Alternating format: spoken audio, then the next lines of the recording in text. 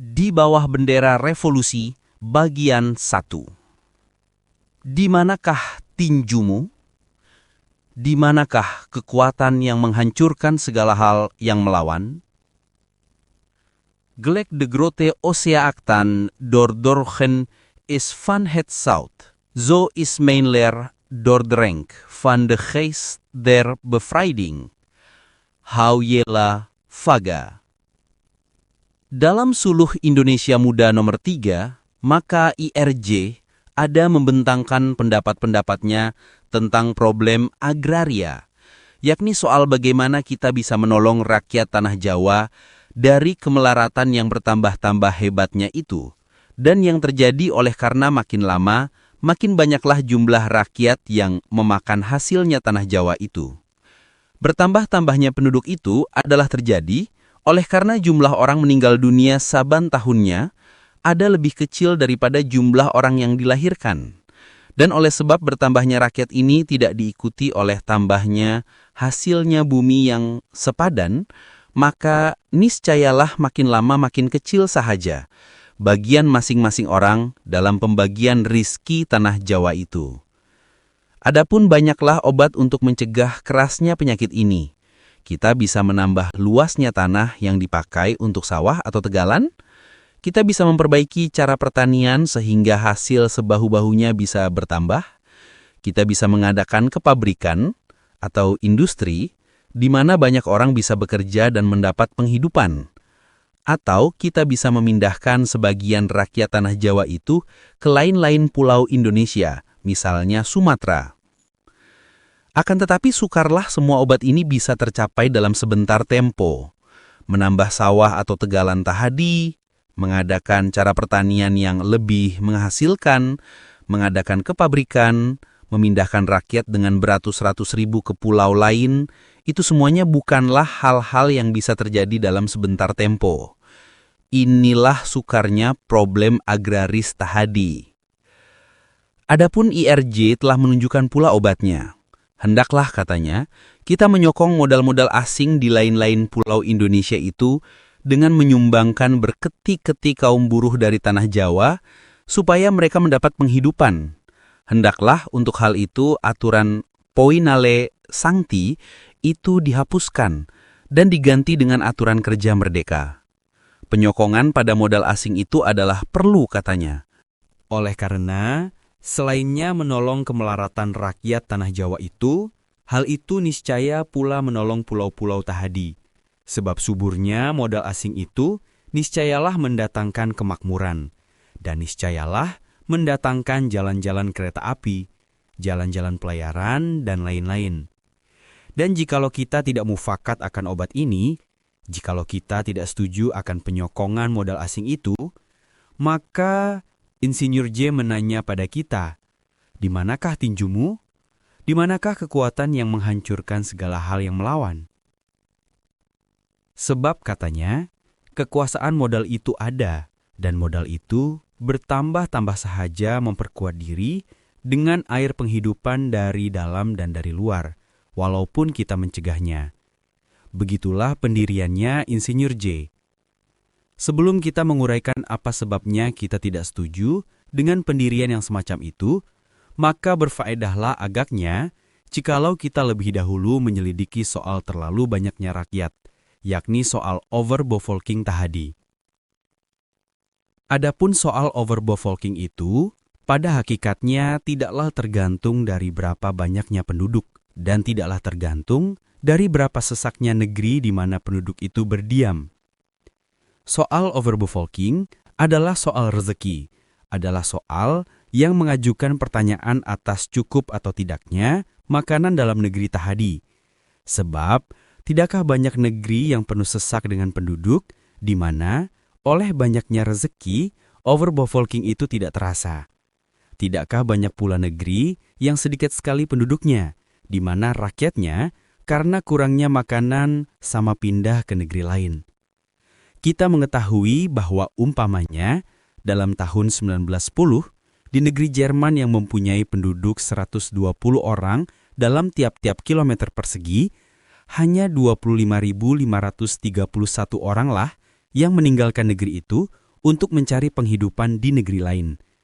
Dan kita mengetahui bahwa dalam tahun 1910 itu juga, di negeri Oostenrijk, Hongaria, yang penduduknya hanya 76 orang sekilometer persegi, jumlah rakyat yang pindah ke lain negeri adalah sampai 278.240, yakni hampir 11 kali jumlahnya orang yang keluar dari negeri Jerman tadi itu. Bahwasanya, soal overbevolkt atau tidaknya, Tanah Jawa itu hanyalah tergantung dari cukup atau tidaknya rezeki Tanah Jawa itu pula.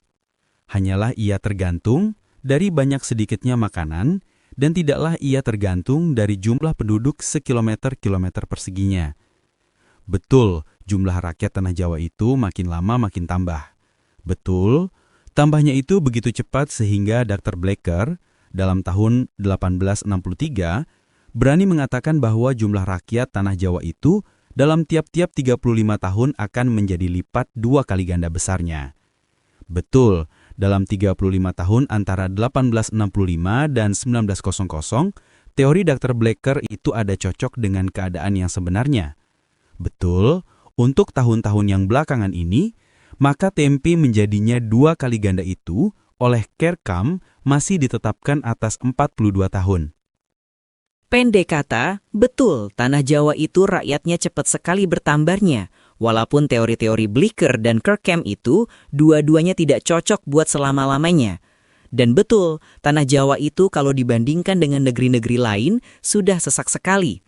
Akan tetapi, apakah kiranya di Tanah Jawa itu ada penyakit overbevolking jikalau cepat naiknya jumlah rakyat itu diikuti oleh jumlah naiknya rezeki yang sepadan? Dan apakah si Jawa itu sampai menderita kelaparan bila mana persediaan makanan baginya ada cukup? Memang, baik sekalilah adanya kalau sebagian rakyat Jawa itu bisa pindah ke Sumatera. Baik sekali kalau pindahan rakyat itu bisa lekas terjadi.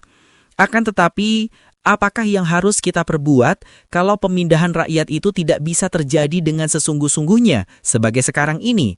Apakah yang harus kita ikhtiarkan terhadap pada emigrasi ini jikalau emigrasi itu sampai sekarang hanya kecil-kecilan sahaja dan tidak beratus-ratus ribu sebagai yang diinginkan oleh Insinyur J itu? Puinel Sancti. Baik, kita pun mengharap dan mendoa, moga-moga Puinel Sancti itu lekas musnah dari dunia ini. Kita pun mengerti bahwa aturan kerja sebagai budak belian itu mengurangkan nafsu rakyat Tanah Jawa buat menyerahkan diri dalam tangannya Werek. Kita pun mengerti bahwa nafsu mencari kerja di lain pulau itu niscaya menjadi lebih besar. Jikalau Puinel Sancti itu dihapuskan, akan tetapi kita tidak percaya bahwa lenyapnya Puinel Sancti itu sahaja akan bisa memindahkan beratus-ratus ribu kaum buruh dari Tanah Jawa tiap-tiap tahun, walaupun disokong oleh siapa juga. Kita tidak percaya bahwa hapusnya Puinel Sancti itu sahaja bisa menjadi obat yang mustajab bagi penyakit overbevolking di Tanah Jawa. Sebab, emigrasi itu tidaklah tergantung dari ada atau tidak adanya salah suatu aturan. Emigrasi adalah suatu soal rezeki. Karenanya, tidak pertama-tama berhubung dengan harapan akan emigrasi inilah, maka kita ingin akan lenyapnya Puinel Sancti itu. Kita menuntut dicabutnya ialah dengan alasan-alasan rasa kemanusiaan. Kita menuntut hilangnya ialah oleh karena aturan itu ada aturan yang hina. Marilah kita melanjutkan penyelidikan kita tentang soal overbevolking di Tanah Jawa itu, jikalau kita ingin mengerti betul-betul akan soal itu.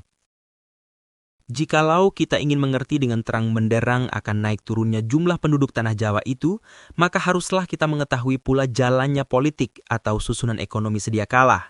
Haruslah kita mengenali betul-betul segala keadaan yang berpengaruh atas soal tahadi itu. Sebab keadaan jumlah penduduk dalam sesuatu negeri adalah berhubungan rapat dengan aturan politik dan susunan ekonomi di negeri itu pula. Perhatikanlah angka-angka di bawah ini. Penduduk Tanah Jawa tiap kilometer perseginya ialah dalam tahun 1810 sama dengan 29 jiwa, 1830 sama dengan 54 jiwa, 1850 sama dengan 72 jiwa, 1860 sama dengan 96 jiwa, 1870 sama dengan 124 jiwa, 1880 sama dengan 150 jiwa, 1890 sama dengan 181 jiwa, 1900 sama dengan 218 jiwa, 1905 sama dengan 228 jiwa. Jadi tambahan penduduk Tanah Jawa itu adalah sebagai berikut. 1810 sampai 1830 sama dengan 86% atau 4,3% tiap tahunnya. 1830 sampai 1850 sama dengan 33% atau 1,65%. 1850 sampai 1860 sama dengan 33% atau 3,3%. 1860 sampai 1870 sama dengan 29% atau 2,9%. 1870 sampai 1880 sama dengan 21% atau 2,1%. 1880 sampai 1890 sama dengan 20,6% atau 2,06%. 1900 sampai 1905 sama dengan 5% atau 1%. Bukankah dengan angka-angka di atas ini tampak dengan seterang-terangnya perhubungan antara tambahnya penduduk tiap tahunnya dengan aturan politik atau susunan ekonomi? Sebab, bukankah cepat naiknya jumlah penduduk di antara 1810 dan 1830 itu ialah terjadi oleh perubahan-perubahan yang diadakan oleh Raffles, yang politiknya ada Vrijzinnig, yang dibandingkan dengan politiknya orang Belanda pada masa itu, dan yang membikin tempo pemerintahannya yang pendek itu sebagai salah satu dari yang paling penting dalam seluruh riwayat Tanah Jawa? Bukankah turunnya persentase antara 1830 dan 1850 itu ialah terjadi oleh kerasnya tindasan kultur stelsel yang mulai 1830 diderita oleh rakyat Tanah Jawa? Bukankah naiknya lagi persentase sesudah itu antara 1850 dan 1860 ialah terjadi dari bangkrutnya politik kultur stelsel dan mulainya perlawanan politik liberal terhadap politik yang kuno? Sedang mulai masa itu pula, sebagian rakyat Tanah Jawa bisa sedikit-sedikit mencari penghidupan dalam ondernaming dan lain-lain perusahaan? Dan bukankah turunnya lagi persentase sesudahnya tahun 1860 itu ialah terjadi dari masuknya Tanah Jawa dalam masa modern kapitalistis? Sesudahnya tahun 1860, teristimewa sesudahnya tahun 1870, maka menanglah sama sekali politiknya kaum borjuasi liberal dalam pertandingan terhadap pada politiknya kaum kuno itu. Dan sebagai angin penyakit yang makin lama makin jahat, masuklah modal asing di Tanah Jawa. Tindasannya kultur stelsel adalah diganti dengan gencetan modal asing. Perasaannya politik batis slot diganti dengan isapannya politik sud dividen. Itulah sebabnya, maka semenjak 1870, persentase tambahnya rakyat itu makin lama selalu makin kecil sahaja adanya. Tetapi walaupun tindasan dan perasan dan isapan yang sangat itu, walaupun selalu mundurnya persentase tadi, maka kekuatan hidup atau vitalitasnya rakyat Tanah Jawa adalah tak terhingga besarnya. Walaupun kesengsaraan yang dideritanya, walaupun via dolorosa yang dijalaninya, maka masihlah besar sekali jumlah penduduk Tanah Jawa di tiap-tiap kilometer persegi jikalau dibandingkan dengan rakyat tani di negeri-negeri asing. Hanya sedikitlah negeri-negeri di muka bumi ini yang mempunyai penduduk lebih dari 260 jiwa sekilometer perseginya sebagai Tanah Jawa itu. Bukti atas perhubungan antara tambahnya penduduk, bevolkingsaanwas, dengan aturan politik atau susunan ekonomi di atas ini adalah perlu sekali, oleh karena setengah orang mengira bahwa oleh sebab menurut pendapatnya overbevolking itu terjadinya hanya karena tambahnya penduduk yang terlampau cepat itu sahaja, penyakit itu bisa kita obati dengan mencegali bevolkingsaanwas itu pula. Mereka mengira bahwa bahaya overbevolking ini bisa dicegahnya dengan memberi pendidikan pada rakyat supaya mengurangi nafsunya mengadakan turunan. Mereka tak mengerti bahwa obat ini mustahil bisa terjadi. Tak mengerti bahwa pendidikan mencegah turunan ini akan hancur dan binasa berbenturan dengan tabiatnya manusia. Tak mengerti bahwa jalan yang satu-satunya untuk mencegah tambahnya penduduk itu ialah penindasan dan perasaan sahaja yang lebih sangat dan lebih keras daripada tindasan dan perasaan kultur stelsel umpamanya. Kembali lagi pada penyelidikan kita. Di atas kita sudah menulis bahwa, kalau bisa, kita setuju akan emigrasi yang secepat-cepatnya ke lain pulau Indonesia. Tetapi kita tak percaya bahwa hapusnya Puenale Sancti itu sahaja bisa menarik beratus-ratus ribu manusia dari Tanah Jawa. Walaupun akal atau sokongan yang bagaimana juga, kita tidak percaya atasnya. Oleh karena, sebagai yang sudah kita terangkan di atas, emigrasi itu ialah suatu kejadian yang tergantung dari rejeki. Artinya, selama sesuatu rakyat dalam negerinya sendiri masih ada jalan dalam pencariannya rezeki, selama rakyat itu masih bisa mencari akal di negerinya sendiri dalam urusan penghidupannya, selama itu, maka walaupun jalan atau akal itu kiranya ada sukar dan susah, tidaklah rakyat itu meninggalkan negerinya untuk mencari penghidupan di negeri jauh. Selama rakyat tanah Jawa masih ada jalan dan akal itu, selama itu maka, walaupun keadaan ekonominya sudah sengsara atau lehernya hampir tercekek sebagai keadaan sekarang ini, jumlahnya imigran tentulah tetap kecil saja. Selama itu, maka walaupun kita berusaha keras untuk emigrasi itu, pastilah tetap kecil saja hasil segala usaha kita itu. Sebab, begitulah memang tabiatnya rakyat. Riwayat emigrasi mengajarkan pada kita bahwa emigrasi itu hanyalah bisa terjadi dengan sungguh-sungguh jikalau segala sumber penghidupan di negeri sendiri memang sudah tertutup sama sekali adanya. Akan tetapi, bila mana emigrasi itu sudah terjadi, bila mana pada sesuatu masa beratus-ratus ribu atau berjuta-juta rakyat sudah sama meninggalkan negerinya untuk mencari penghidupan di negeri lain, maka riwayat dunia menunjukkan bahwa aliran rakyat pindah itu pada suatu ketika berhenti pula. Sebab dalam pada itu, negeri sendiri lalu berubah pula.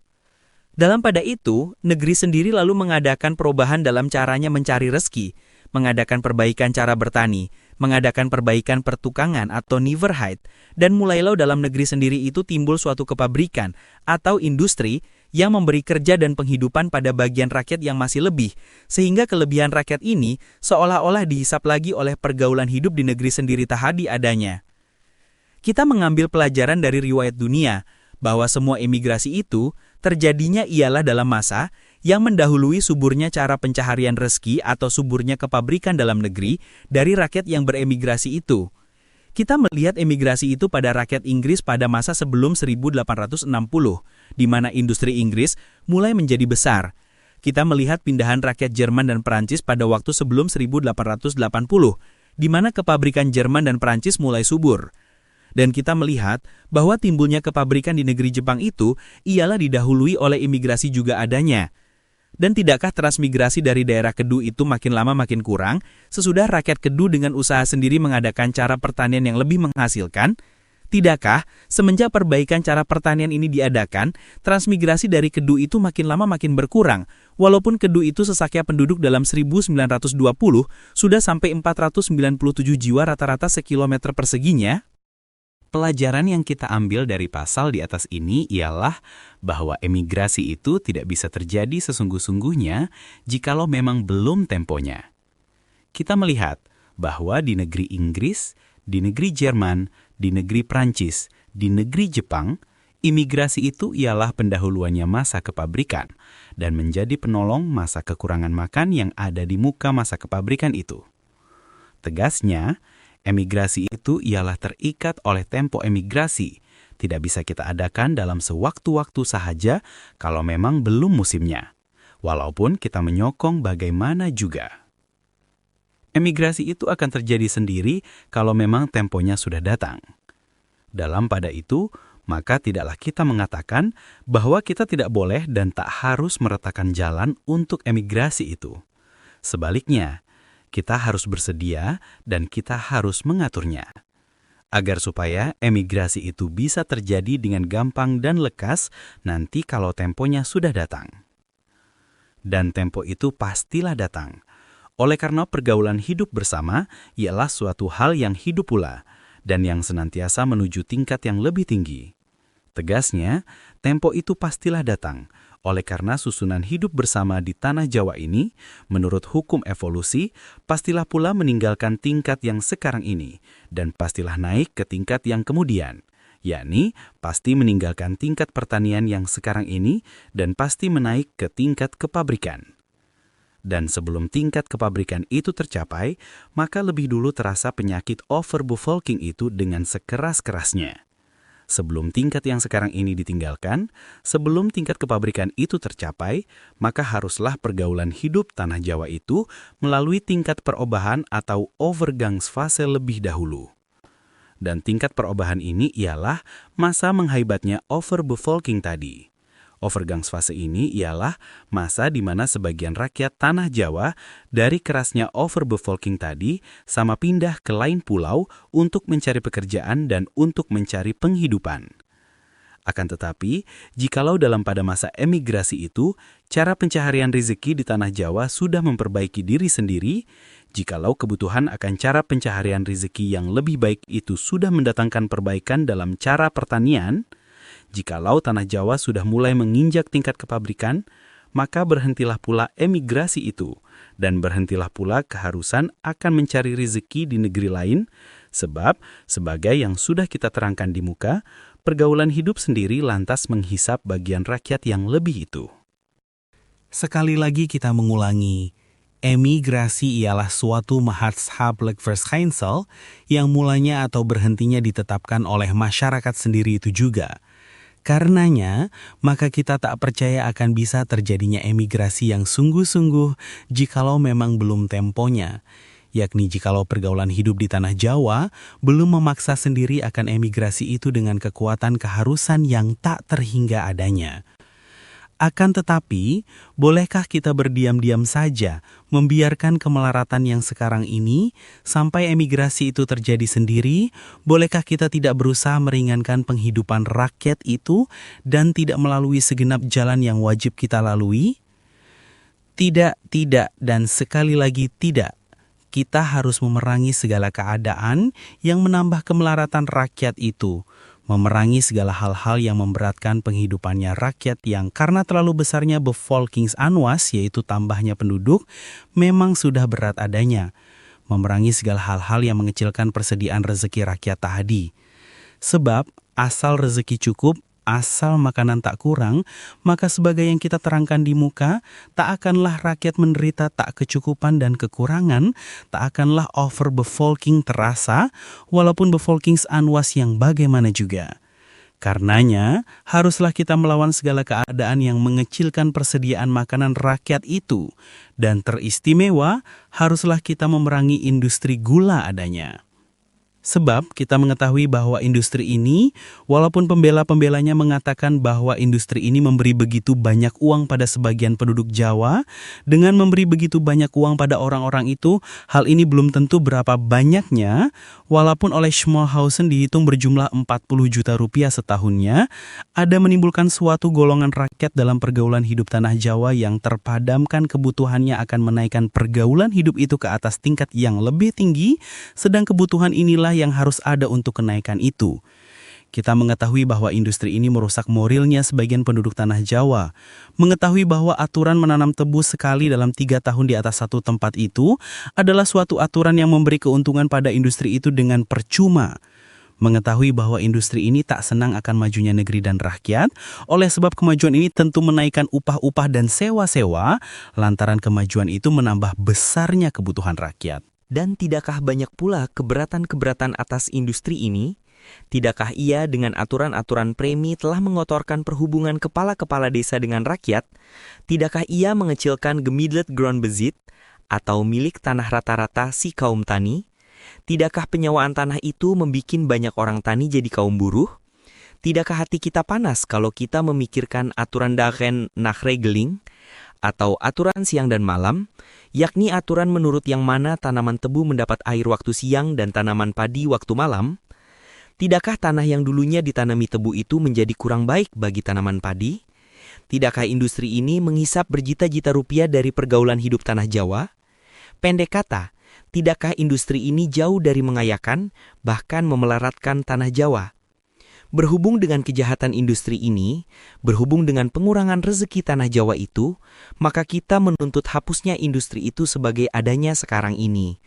Dan jikalau ada yang mengatakan bahwa penghapusan industri ini akan menerjunkan rakyat dalam dunia kemelaratan yang lebih hebat dari sekarang, jikalau masih ada bangsa kita yang menyesalinya, maka kita memperingatkan bahwa hapusnya pabrik-pabrik gula di Kabat dan Rogo Jampi, di Afdeling Banyuwangi umpamanya, sama sekali tidak merugikan rakyat, tetapi menguntungkanlah adanya. Dan dari jauh kita telah mendengar Insinyur J bertanya, "Di manakah tinjumu? Di manakah kekuatan yang menghancurkan segala hal yang melawan?"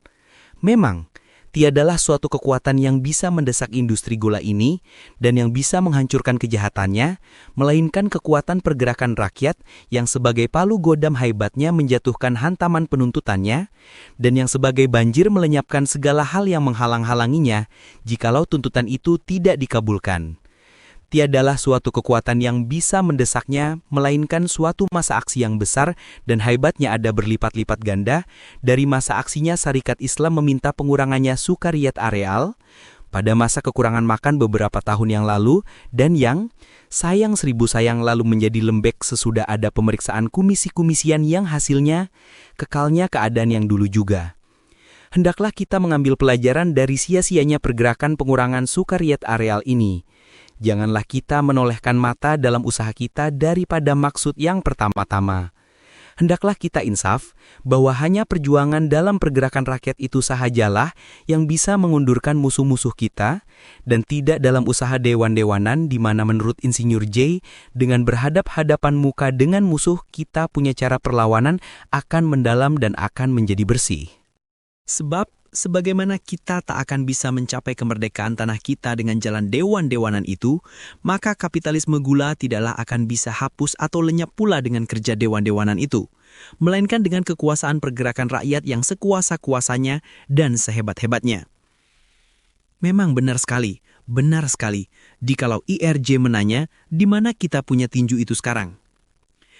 Tetapi sebaliknya, kita pun menanya padanya, di mana tinju Tuan jikalau modal-modal asing di Sumatera itu menjadi kuat dan kuasa lantaran sokongan Tuan dengan kaum buruh tanah Jawa yang beratus-ratus ribu itu?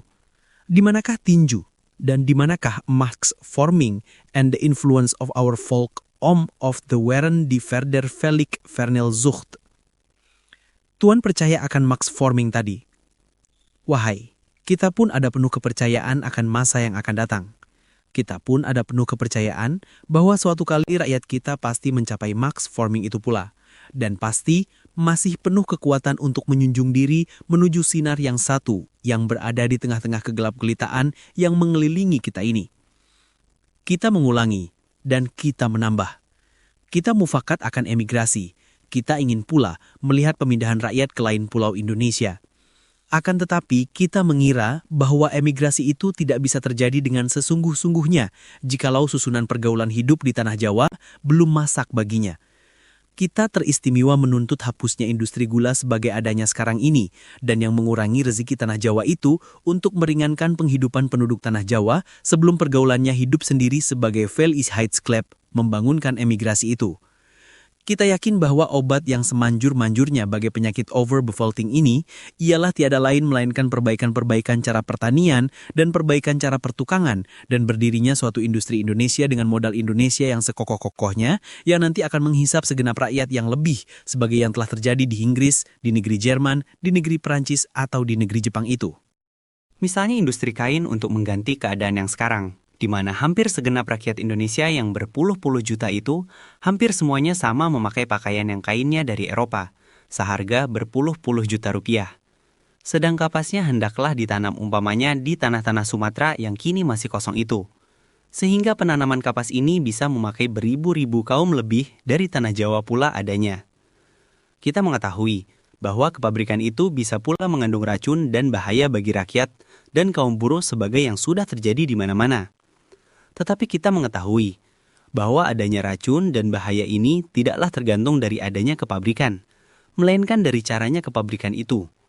Dan walaupun kepabrikan Indonesia ini pada waktu sekarang terdengarnya masih sebagai suatu impian, walaupun banyak orang yang menyangkal akan bisa terjadinya kepabrikan itu, maka kita percaya bahwa menurut hukum alam, kepabrikan itu pastilah datang. Kepercayaanlah yang senantiasa menjadi wahyunya kita punya pikiran dan perbuatan. Dan dengan kepercayaan ini, dengan kepercayaan bahwa segala obat-obat overbevolking itu pada waktunya tentu sama datang sendiri, dengan kepercayaan bahwa suatu masa kita tentu bisa pula mengenyahkan segala pengaruh-pengaruh yang menambah adanya bahaya overbevolking itu, maka dengan ketetapan hati kita mengarahkan muka kepada tempo yang akan datang, dan dengan ketetapan hati kita menyambut hari kemudian itu. Suluh Indonesia Muda.